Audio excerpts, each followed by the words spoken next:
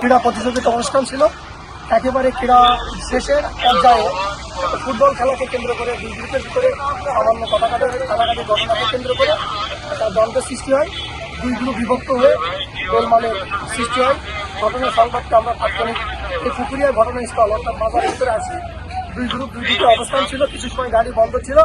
আমরা তাদেরকে দুই দিকে সরাই দিয়ে পরিস্থিতি নিয়ন্ত্রণ করছি, গাড়ি চলাচল স্বাভাবিক হয়েছে। এই ঘটনায় কোনো আহতর খবর পাওয়া গেছে কিনা? এখন পর্যন্ত হতাহতের কোনো তথ্য আমাদের কাছে নাই। আর দুটি গ্রুপে কারা কারা আপনি বলে জেনেছেন? প্রধান গ্রুপে কারা কারা নেতৃত্ব দিয়েছে কেন্দ্রে এটা জানা গেছে?